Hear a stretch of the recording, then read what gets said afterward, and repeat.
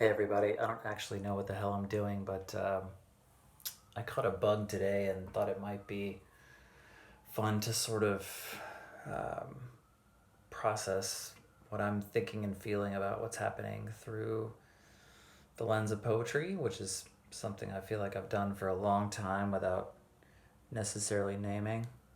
Also, it gives you the opportunity to check out my red hair that hasn't had product in it for 2 weeks. Anyway, I would say over the last couple of days, I've really been struck by just really, really simple kindnesses and really gentle, small um, ways of being thankful. Um, and that's manifested for me in walking around the neighborhood and having folks who would normally not even say hi to each other say hi. And my wife and my son and I were walking around this morning getting some fresh air, and some random folks didn't even wait for us to see them before they were yelling "Happy Sunday," which just, when added to the wind and the sunshine, just made for a really magic few seconds that I've been really trying to relish. Which has called to mind this poem by Naomi Shihab Nye. I feel like she used to be a poet laureate here in the US for a while, but I could be wrong about that. Anyway, it's a pretty well-known poem, again titled Kindness, that she claims, I heard in an interview once, is one of the very few poems she ever wrote that sort of came to her just wholesale from the muses directly to her.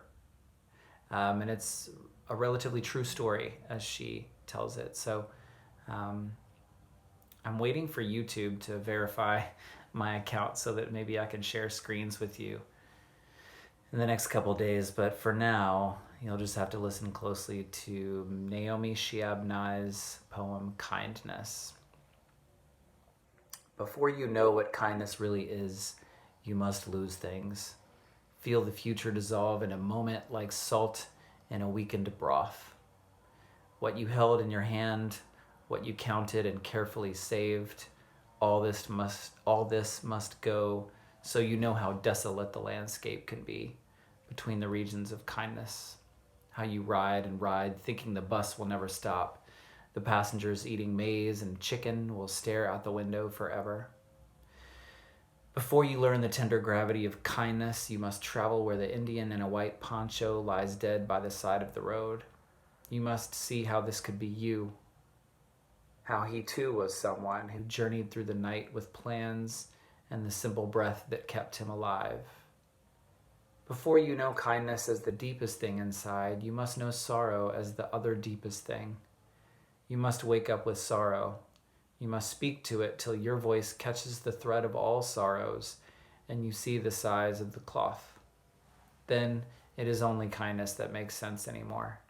Only kindness that ties your shoes and sends you out into the day to gaze at bread. Only kindness that raises its head from the crowd of the world to say, "It is I you have been looking for," and then goes with you everywhere like a shadow or a friend. There's something about the way that she blends sorrow and happiness and death and life that I think is really, really speaks to this moment. You know, I'm looking out the window of my office now and I can see a tree across the street with just the brightest, most beautiful pink and white flowers, and it's probably peak springtime here in St. Louis amidst one of the weirdest inside moments of my whole life. So my hope for us is that we look for the small kindnesses and the small pink flowers that we may not be noticing when we're only recognizing the sorrows. So peace to you. Hope to see you again soon.